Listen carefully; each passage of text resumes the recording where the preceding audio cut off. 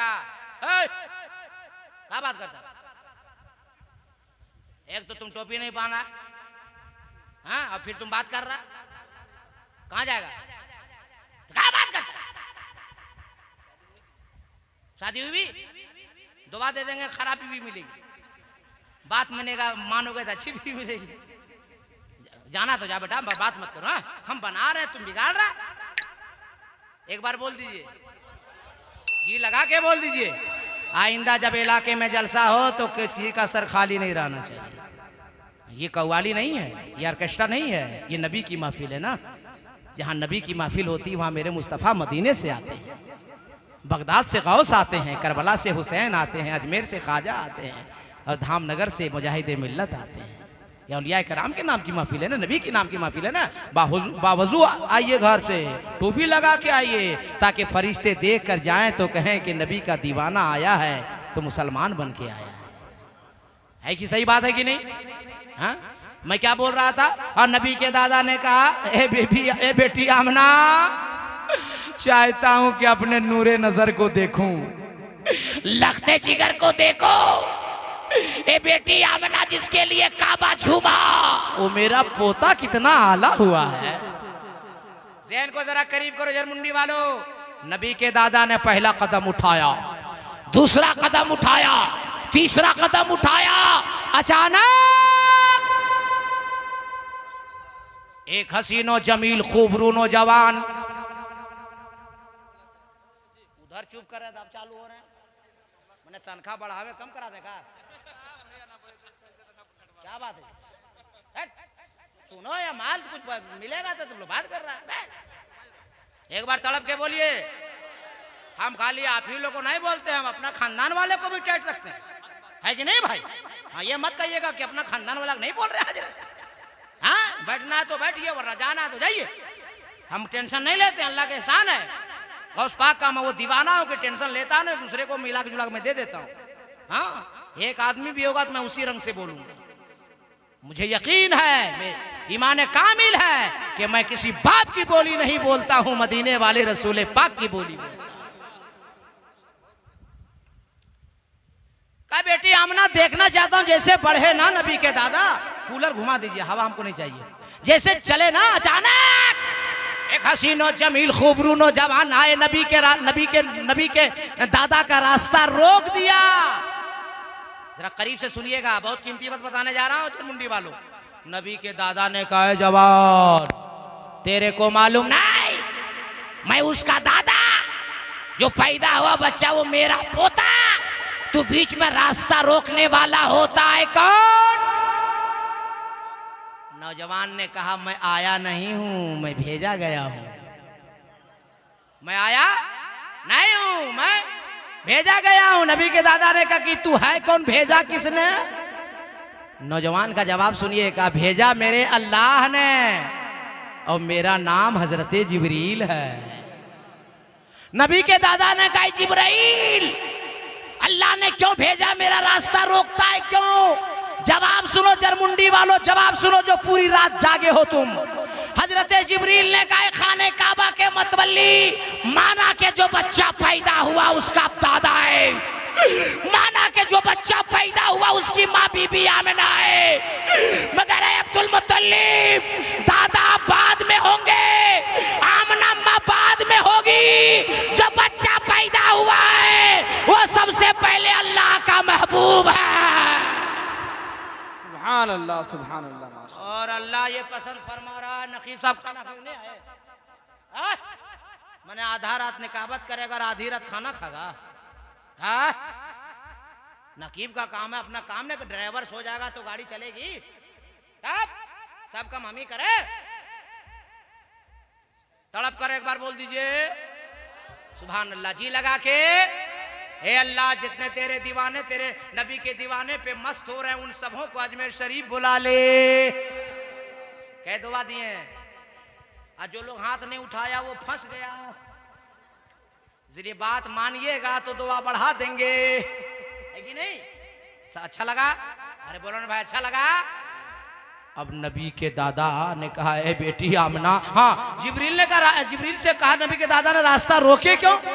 कहे खाने काबा के मुतवल्ली, दादा बाद में, आमिना माँ बाद में, अल्लाह का ये महबूब है और अल्लाह ये पसंद फरमाता है, ए जिब्रील जाओ, और दुनिया का कोई इंसान मेरे बंदे मेरे महबूब का दीदार न कर सके।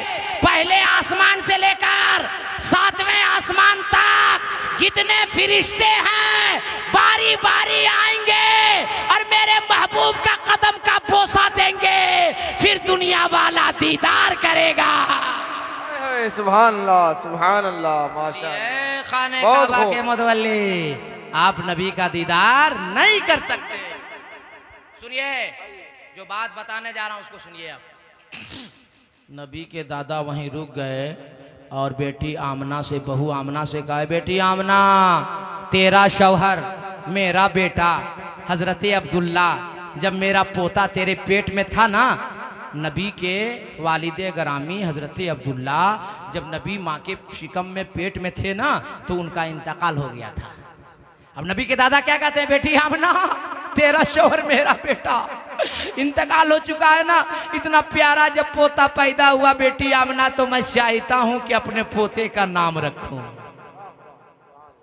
रोने लगी बीबी आमना। नबी के दादा ने कहा, बेटी मत रो, रोने वालों को हंसाने वाला मुस्तफा आ गया है। ये बेटी आमिना, अगर मेरा नाम रखना पसंद नहीं तो एक नाम तू रख ले, एक नाम मैं रख लेता हूं, मगर बेटी रो मत। आमद रसूल कॉन्फ्रेंस में आने वालों, सुन्नी जियालो, हबीबी कमेटी वालों, जरमुंडी वालों, कीमती जुमला मौलाना कादरी बोल के जा रहा है, संभाल लेना जिंदगी में। नबी की मां आमिना खातून रोते रोते जवाब देती, दादा जान आप क्या नाम रखेंगे, मैं क्या नाम रखूंगी। जैसे मेरा बेटा पैदा हुआ, आसमान से जिब्रील आए और 7 नाम अता किए और चले गए। वाह वाह, सुभान अल्लाह, सुभान अल्लाह, बहुत खूब। अल्लाह को ये पसंद ना है। आवाज कुछ कम की ना, तो 1 पॉइंट बढ़ा दीजिए, अल्लाह ताला आपकी जिंदगी बढ़ा दे।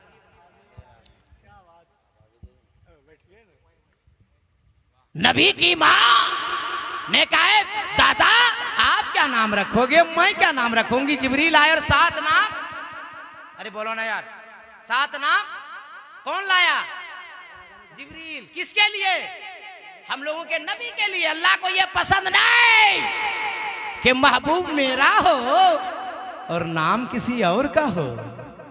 महबूब मेरा है तो नाम भी मेरा होगा।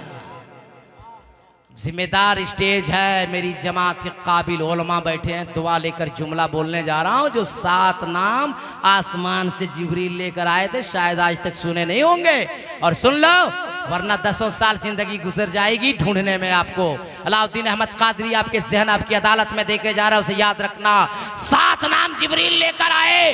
इस महूफिस समा, जो आसमान में मेरे नबी का नाम है, इस महूफिस समा महमूदून फी तौरात, अल हादी फी ज़बूर, अल मुअय्यद फिल इंजील, अहमद फिल कुरान, ताहा, यासीन, मोहम्मद सल्लल्लाहु ताला अलैहि वसल्लम। नारे तकबीर, नारे रिसालत, अज़मते मुस्तफ़ा, अज़मते मुस्तफ़ा, मकामे मुस्तफ़ा, मकामे मुस्तफ़ा, नारे रिसालत। क्या नाम, अरे बोलो यार, हम लोग बोलते क्या नहीं, क्या नाम, कौन लाए, किनके लिए, हम सबके नबी के लिए। आसमानी किताबें कितनी हैं, 4, तौरात, ज़बूर, इंजील, कुरान। चारों आसमानी किताब में जो नबी का नाम है 7 बता दिया कि नहीं, अरे बोलो ना यार, बताया कि नहीं। अब उलमा की दुआ लेकर जुमला सुनो, मेरा मुस्तफा किसी के तारीफ के मोहताज नहीं है, पूरा कुरान मुस्तफा की तारीफ है। एहसान है उस रब का जो मालिक है हम सबका। अल्लाह ने बंदों से नबी की तारीफ करवा दिया, ईमान ना ला सका, मुस्तफा की तारीफ कर गया। अब उठाओ वाल्मीकि के रामायण से आपकी अदालत, आपकी सेवा में एक मंत्र रखता हूं और बताता हूं। वाल्मीकि लिखता अवतार नयरणतम पृथ्वी मध्यम रूषितार्थम बलवन शबानम लमलह्यम पश्यफनम तपस्यमावीरम परारूपम परादीपम संवति विष्णु अस्वरूपम कंबरम दूतिये नाशय यदा हि यदे नाशय कंचन लालम बालम लादशम मादम। कुछ बुझाया? अभी तकरीर शुरू नहीं किए हैं, अभी मिजाज बनाया है, 45 मिनट 50 मिनट हो गया। और अगर मिजाज बना दिया तो कुछ इतना सुना के जाऊंगा जो सही कहा उन्होंने कि जब तक मरिएगा नहीं जिंदा रखिएगा। तड़प कर एक बार बोल दीजिए, अरे जी लगा के बोल दीजिए। वाल्मीकि जी ने कहा अवतार, उनका अवतार होने वाला है, वो दयालु आने वाले हैं, वो महाराज आने वाले हैं, वो इमामुल अंबिया आने वाले, वो हबीबे खुदा आने वाले हैं, वो मुअल्लिमे कायनात आने वाले हैं, वो रहमतुल लिल आलमीन आने वाले हैं, वो जाने कायनात आने वाले कहाँ आने वाले हैं? नया रटंतम, जहाँ ज्यादा पाप हो रहा होगा, ज्यादा गुनाह हो रहा होगा, ज्यादा अन्याय हो रहा होगा, वो महबूब, वो दयालु, वो इमामुल अंबिया, वो हबीबे खुदा वहीं तशरीफ लाने वाले हैं। यहां आप लोग सब लोग तड़प कर बोलने वाले हैं। चुपचाप बैठिएगा तो नहीं आज पीछा छोड़ने वाले हैं। सब हाथ उठा के बोल दीजिए या रसूल अल्लाह। और वाल्मीकि ने क्या कहा? पृथ्वी मध्यम, वो दयालु महाराज वहां आएगा जहां सारी दुनिया के अंदर जमीन गोल होगी, जमीन गोल होगी। अब कादिरुल कलाम, अब सबों का इमाम, इतना आप थक गए हैं कि आ रही है आपको नींद। इमाम साहब को चाय पिलाइए, नींद भगाइए। जब जब इनको देख रहे हैं इनकी आंख छोटी होती जा रही है। क्या करेगा बेचारा, दिन रात खट रहा ना। हाँ सुबह से हम भी वही कर रहे हैं। हाँ तो कम से कम चाय पिलाइए, नींद भगाइए। इनके सदके में सारे उलमा को पिलाइए। एक आदमी जाइए, हाँ सुभान अल्लाह, वो आदमी बहुत ठीक ठाक आदमी है, खाना भी ठीक खिलाया है, चाय भी ठीक पिलाया है, मगर अभी तक इनाम नहीं दिया है। हाँ, एक काम में पीछा है। सुबह आप लोग जी लगा के बोल दीजिए। अरे इसलिए कुछ जुमला बोल देते हैं चचा, ताकि 2 बजने वाला है ना, नींद भागते जाए और अच्छा मौल नीचे उतरते जाए। नहीं समझे? तो नींद भगाओ और सवाब कमाओ। हाथ उठा के जी लगा के बोलो या रसूल अल्लाह। जिंदा रखें तब ना। तो क्या कहा वाल्मीकि ने? पृथ्वी मध्यम, वो महबूब दयालु वहां आएगा जहां पूरी दुनिया के अंदर जमीन गोल होगी। अब कादिरुल कलाम आप सबों के इमाम हजरत मौलाना नियाज़ साहब की बिला, या हजरत का क्या नाम? हजरत इकबाल मिसबाही साहब आप ही हैं? सुभान अल्लाह। मिसबाही साहब का हवाला दें या नकीब साहब का हवाला दें। हजरत आपका नाम? उस्मान ख्वाजा। नहीं, इनको पूछना है। मौलाना शरीफ रजा आलिमी साहब या ख्वाजा साहब, नकीब साहब, किसी का हवाला देंगे तो जरमुंडी में आमद रसूल में आने वाले तमाम मुसलमान कहेंगे ए मौलाना कादरी आप भी मौलाना है, ये सब भी मौलाना है, हम कैसे मान लें? तो मौलाना का हवाला नहीं देंगे, मौलवी का हवाला नहीं देंगे, बल्कि सुनो, आप मोबाइल आपके पास है, डाटा आपके पास है, उठाकर देखो। अमेरिका के साइंसदानों की रिपोर्ट है, लीबिया के साइंसदानों की रिपोर्ट है, श्रीलंका के साइंसदानों की रिपोर्ट है, भारत के साइंसदानों की रिपोर्ट है, लंदन के साइंसदानों की रिपोर्ट है कि सारी दुनिया के अंदर जमीन गोल, अरब के अंदर है, और अरब के अंदर जमीन गोल जहां खाना काबा है। अब अपना अपना हाथ उठाइए, सीने पे रखिए, मुझको जवाब दीजिए कि काबे के करीब आने वाला कौन आया है? साहब आपकी जगह वो नहीं है, आप उधर घिसक जाइए, उनको आगे बुला लीजिए। अभी ताजा ताजा ये खाना खा के आए हैं, ताकत भी नहीं है। हाँ अभी नारा लगाएंगे ये इंशाअल्लाह। तब तक आप लोग सवाब के लिए बोल दीजिए।